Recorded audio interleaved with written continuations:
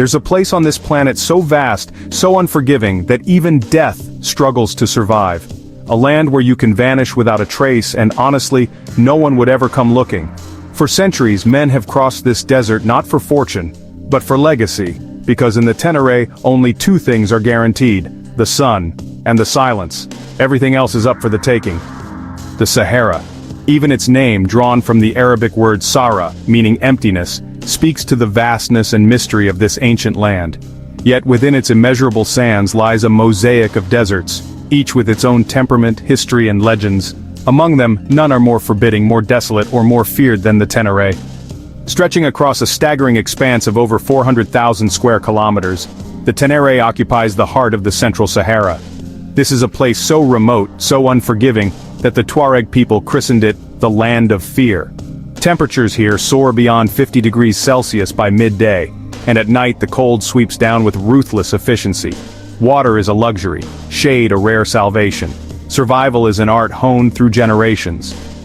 For more than a millennium, caravans have braved this wilderness, threading roots etched into the memory of the land itself. They carry salt, dates, cloth, and stories.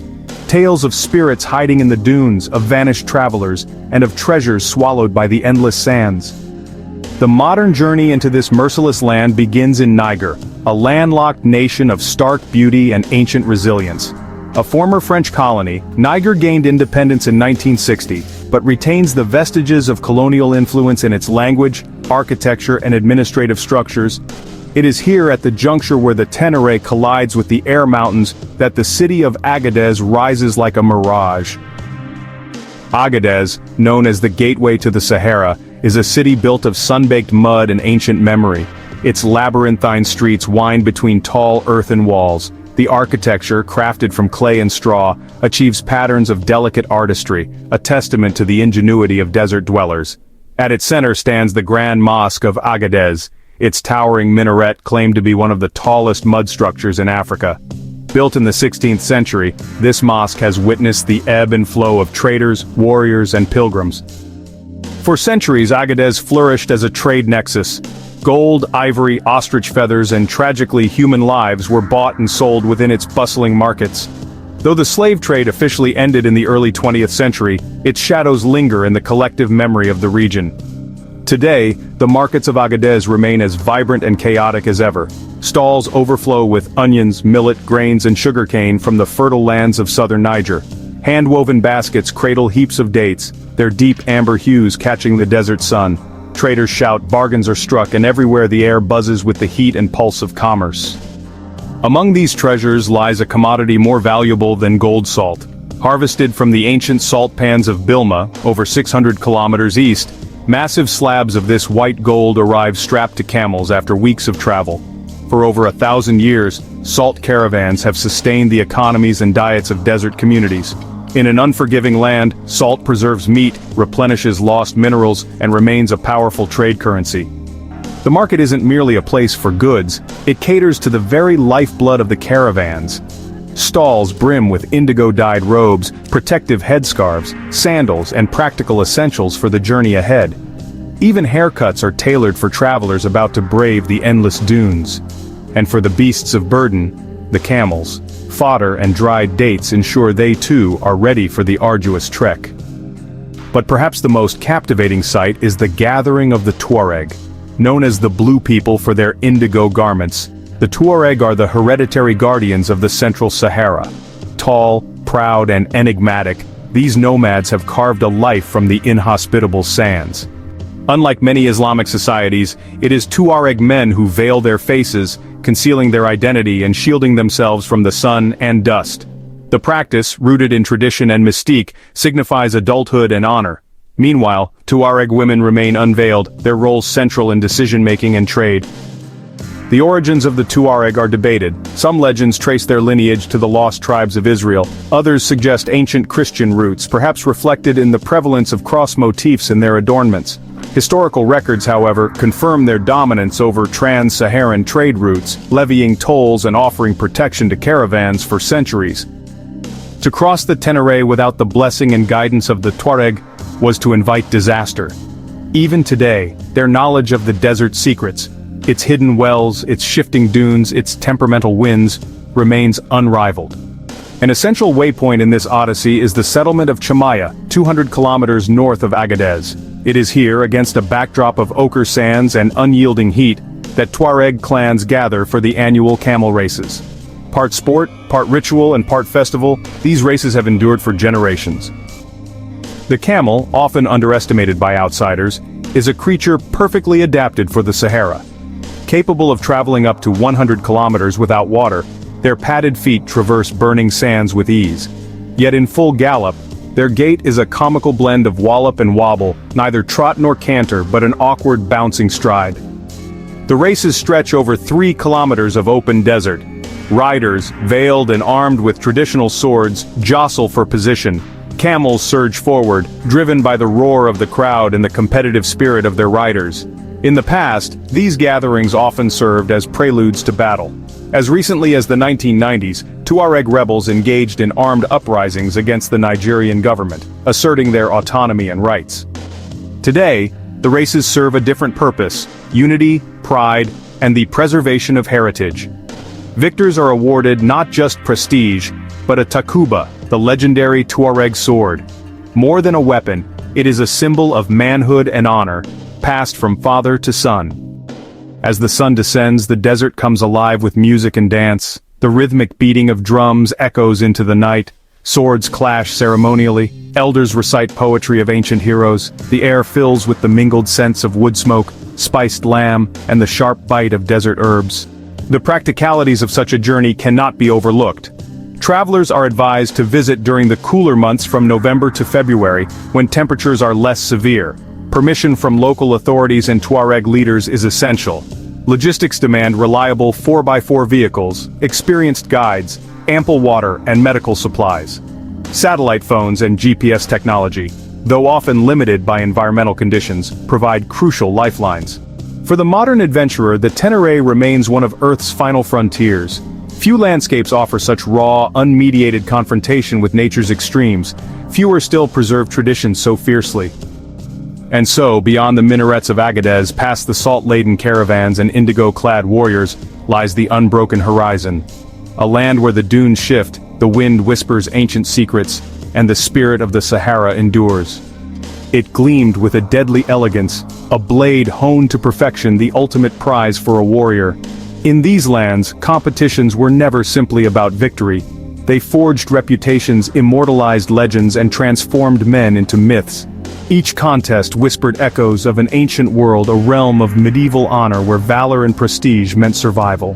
The desert's heart still bore the pulse of those bygone ages. Here the legacy of the Moors lingered in the shifting sands, and the spirit of chivalry, though weathered, remained etched into the stones and stories passed from generation to generation. The warriors of today carried that inheritance, battling not just for dominance but for the eternal right to be remembered.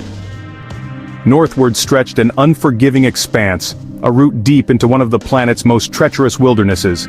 A small convoy of Tuareg guides prepared to cross the desert's scorched bones, bound for the ancient Ténéré and beyond. Every detail of the journey demanded calculation.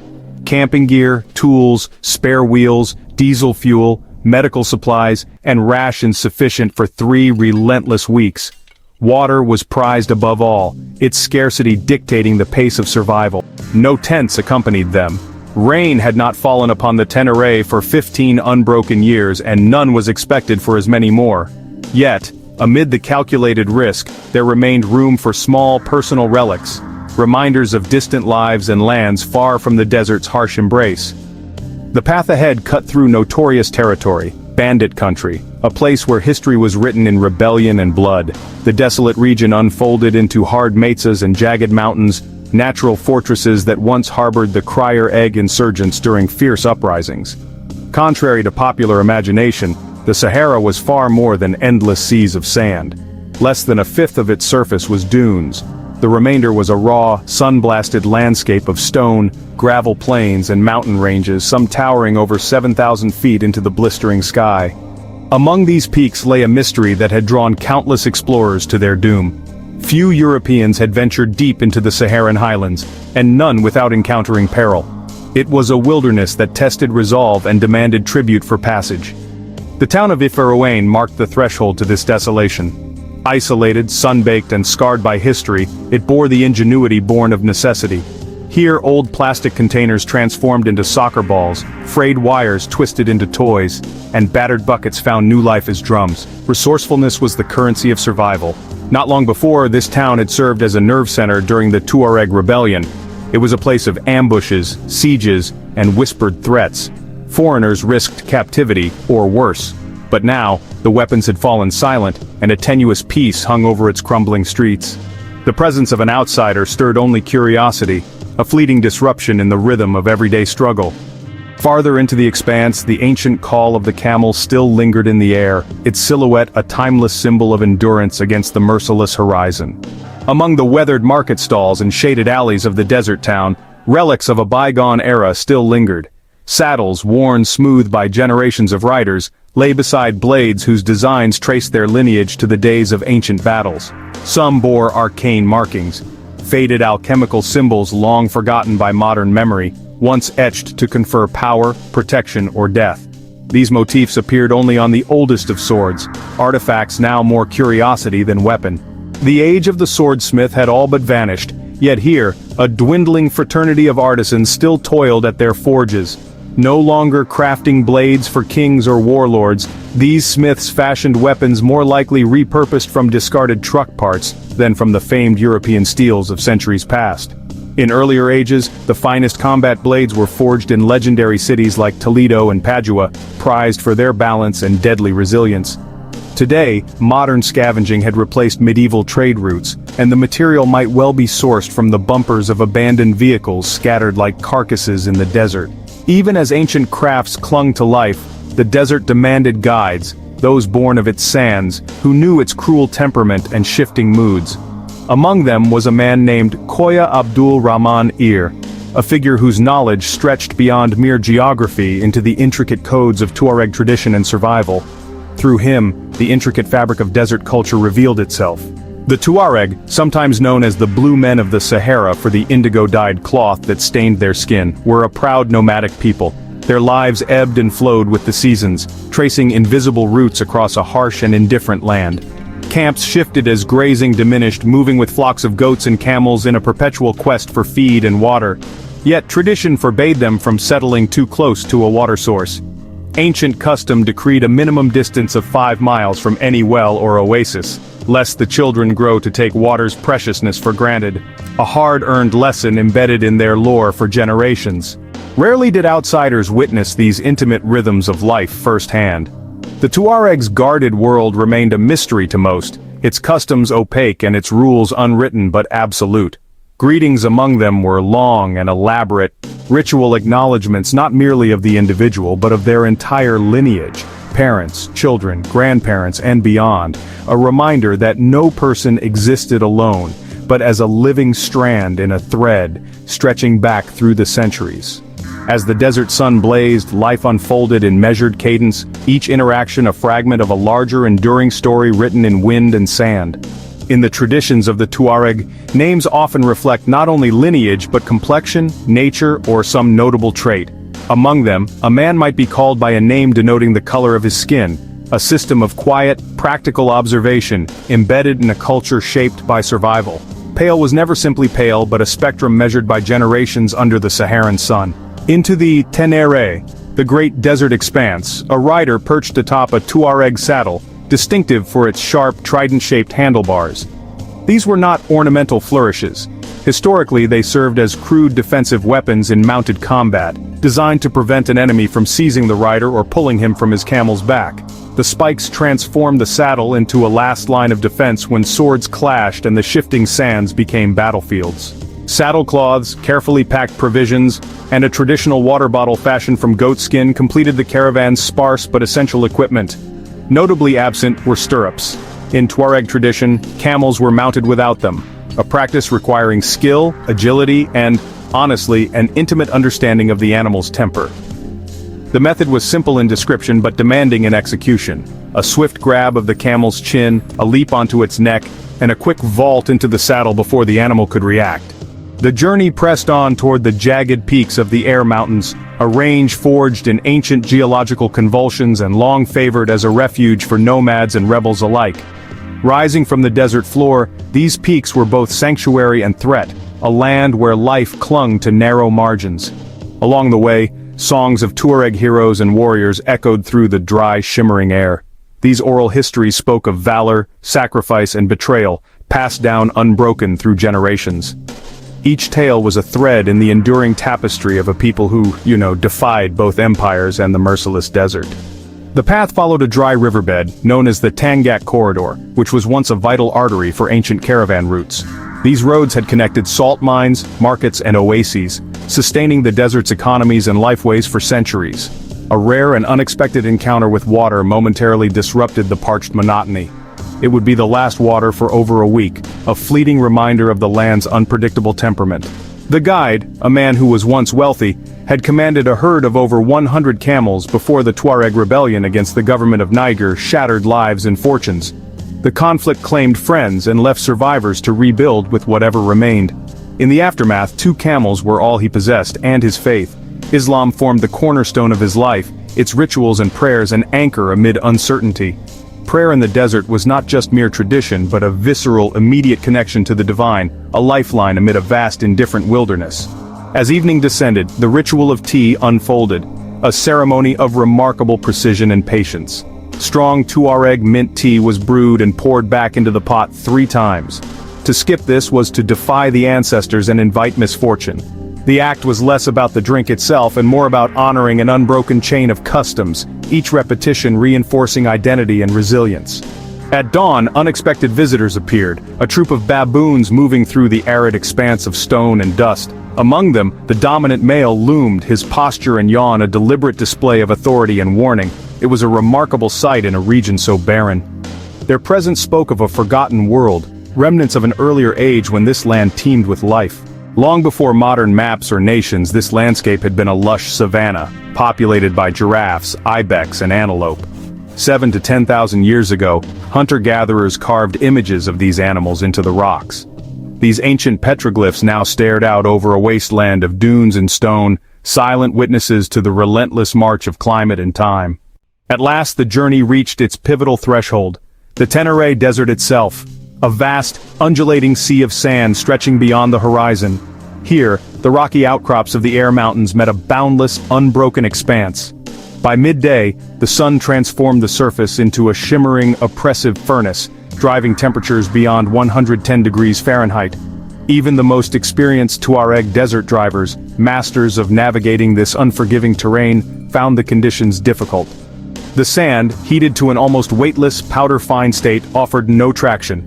Progress slowed to a crawl, and it became clear that travel might be impossible until the sun relented in the late afternoon. Such was the law of the Ténéré, a land where the will of men bent before the will of the desert. To conquer the treacherous sands of the Ténéré, centuries of desert wisdom have been distilled into deceptively simple practices. Among them, one indispensable technique, deflating the tires. By releasing air and reducing pressure, the tires spread wider, gaining critical surface area and traction on the unstable, sun-blistered terrain. Once deep within the heart of the desert, every track becomes a road and every horizon a new frontier. Yet Tuareg drivers, among the most accomplished desert navigators alive, always travel in formation. Each vehicle mirrors the path of the one ahead, a silent choreography across a boundless, featureless landscape. For in the shimmering heat haze of the Ténéré, mirages can deceive the eye long before the horizon is ever reached. Where the sand is compact and firm, the vehicles sail effortlessly, carried along by the illusion of infinite space. But it is in the high, soft dunes where true skill is revealed. The art lies in charging toward the crest at speed, braking at the final moment, and allowing gravity to ease the vehicle down the other side, a delicate balance between momentum and control. Even for the most seasoned Tuareg, the dunes hold surprises. When accidents occur, they are costly reminders of the desert's quiet indifference. A misjudged descent can tear apart equipment, rupture tires, and twist heavy steel as easily as paper. Out here, hundreds of miles from the nearest settlement or service, improvisation is not a skill, but a survival imperative. Every damaged axle and crumpled bumper must be coaxed back to life with ingenuity and patience. The journey led to one of the most otherworldly places on Earth, a colossal meteorite crater known as Arakau. Here, the light at dusk transforms the towering dunes into waves of gold and crimson, an unbroken sea of sensual curves and rippling forms. This was a place shaped not only by wind and time, but by the ancient violence of an asteroid's impact, a reminder that even in the vast stillness of the Sahara, the Earth itself bears scars of celestial fury. As the last rays of sun slip below the horizon, the landscape becomes a photographer's dream. For hours, and again with dawn's return, the shifting light repaints the dunes in an endless palette of color and shade.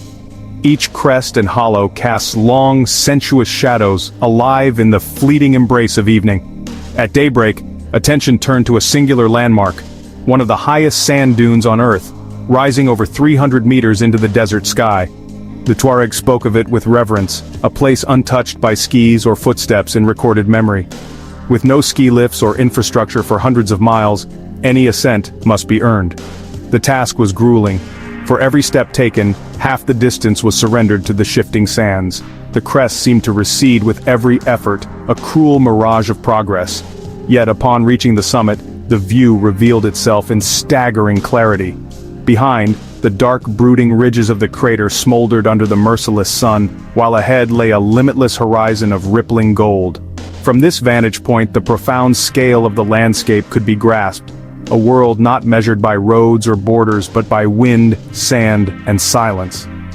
The descent was swift, gravity and grain conspiring to rush the traveler downward. The exertion left limbs heavy and muscles numbed by fatigue, a reminder that the desert demanded everything and spared nothing. By the end of the first week, the caravan pressed deeper into the Ténéré.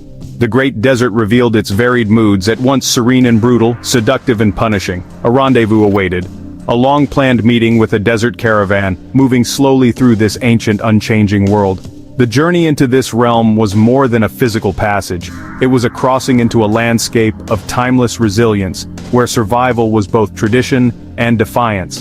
Here, beneath skies so vast they seemed to swallow time itself, the fragile bond between humankind and the desert was tested, affirmed, and written in the shifting sands. The journey pressed deeper into the heart of the Ténéré, a place where the landscape transforms into a vast, unbroken ocean of sand. The analogy was no accident. Here, in the remote expanse of North Africa, every direction offered the same endless horizon, the land shimmering and shifting like the surface of a restless sea. The very name Ténéré comes from the ancient Tuareg language, meaning nothingness. And indeed it is a nothingness of staggering scale, a desolate plain the size of France, surrounded by an emptiness greater than the United States. The region is known by another name as well, the Land of Fear, a place where survival hinges on precision and instinct honed over centuries. In this hostile environment, death comes swiftly. Deprived of water for as little as 8 hours, the human body begins to fail. So dry is the air that even the bacteria responsible for decomposition struggle to endure. The skeletal remains of camels and travelers, bleached by sun and wind, stand as eternal witnesses to the desert's merciless nature. Yet for centuries Tuareg caravans have crossed this wasteland, threading their way between scattered oases and salt mines, preserving ancient routes older than recorded history. Following in their path, a new trail of evidence appeared, traces of a caravan still making its way through the dunes. Modern instruments offered no advantage here. In this boundless wilderness, navigation remained organic and ancient. Tuareg guides read the land in subtle signs, the dryness of camel droppings, the direction of the wind, and the patterns of the stars. A single pile of desiccated dung could reveal how long ago a caravan had passed, and how far ahead it might now be. Signs appeared. Bales of hay lay scattered in the emptiness, left deliberately along the route as provisions for the returning animals. This centuries-old method of logistical foresight ensured that even on the homeward journey, the animals would find sustenance in a landscape that offered none. At last, a shimmering disturbance on the horizon began to resolve into form, a long, winding line of figures, spectral against the heat-hazed backdrop. It was the caravan. Time itself seemed suspended. Little had changed since the Middle Ages. In an era dominated by satellites and digital mapping, these men navigated the most hostile desert on Earth with pinpoint accuracy, Without so much as a compass in hand, their techniques remained unchanged for generations, sun by day, stars by night, and the whisper of the wind to correct the course. The bales of hay dropped in sequence would be found again on their return, guided by memories and instinct. But the harshness of desert life revealed itself in more immediate terms. Among the caravan, a young boy suffered from a badly infected hand, a dangerous injury in a land where the nearest doctor lay hundreds of miles away. Without immediate care, the wound threatened to turn gangrenous, risking not only the boy's arm but his life. In a place so unforgiving, even minor ailments carried the gravest consequences. It was a sobering reminder of the desert's dual nature, a land of breathtaking beauty and utter indifference. Here, one could marvel at the endless dune seas while knowing that any error, any lapse in preparation, could prove fatal. The expedition pressed on toward one of the most isolated settlements in Niger, the remote outpost of Bilma. This ancient desert town clung to life around its rare water sources. Remarkably, in the middle of the Ténéré's parched emptiness, natural springs bubbled to the surface, turning the arid soil into an improbable garden. Nearby stood a relic from the colonial era, a lone, abandoned lighthouse. Built in the 1930s, it was part of a string of navigational markers erected by the French army. Unlike the Tuareg, who needed no artificial landmarks to traverse their ancestral lands, the colonial forces relied on these towers to mark their way. Now crumbling and forgotten, the lighthouse remained as a silent monument to a vanished empire's futile attempt to conquer the desert on its own terms.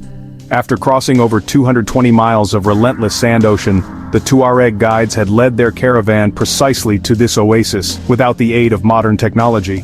Their knowledge, passed from one generation to the next, remained as sharp and vital as the blades their ancestors once carried into battle. In this improbable sanctuary, fresh water shimmered in clear pools, coaxing palms and shrubs from the otherwise lifeless soil. It was a vision of paradise conjured from the dust, a place where the earth briefly surrendered its harshness, before the desert reclaimed everything once more. In the heart of the Sahara, where the land appears utterly barren, lies a paradox of abundance. Beneath the sands around Bilma, ancient aquifers feed pools of fresh water to the surface. Yet in a counterintuitive twist, most of this precious water is deliberately turned to salt.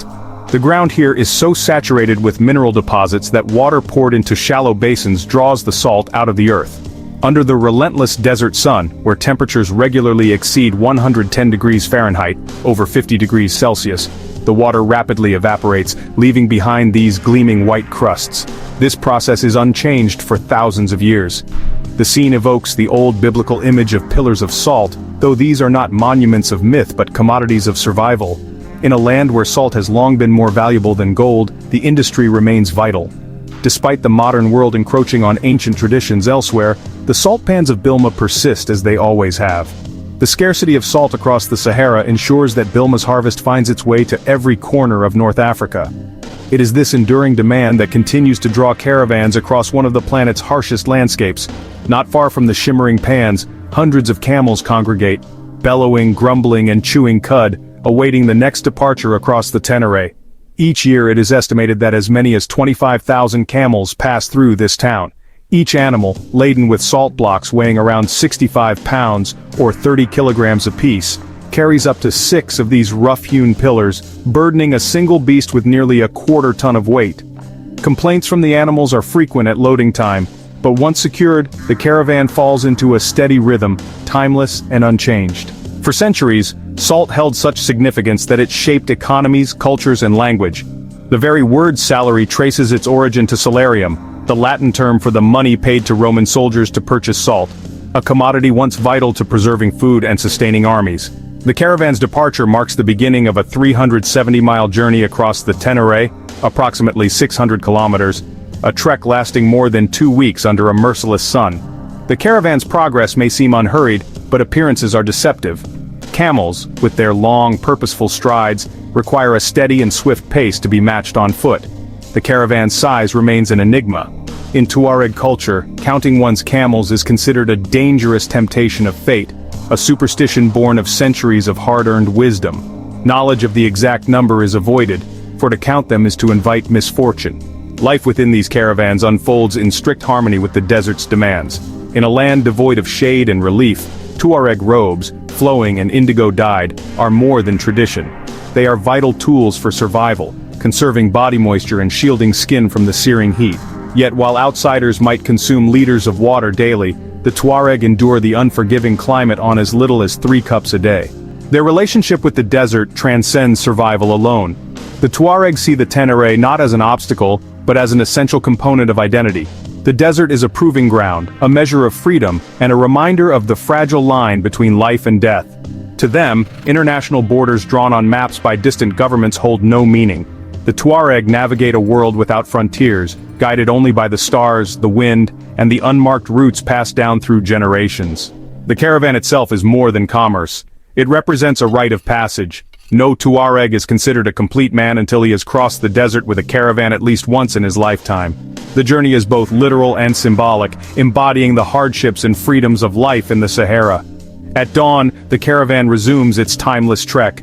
Beneath the pre-dawn glow, hundreds of camels move silently through the dunes, weaving across the Ténéré's shifting sands. What seems to outsiders the middle of nowhere is, in fact, a superhighway of ancient trade routes, alive with the ebb and flow of caravans in both directions. It would be a mistake to view these caravans solely through the lens of Western commerce.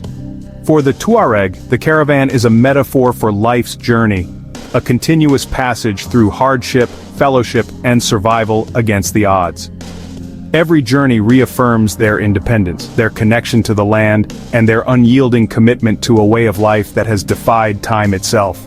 In this relentless, beautiful wilderness, the Tuareg remain a testament to the endurance of tradition, the sanctity of freedom, and the boundless allure of the open desert. Thanks for traveling with us.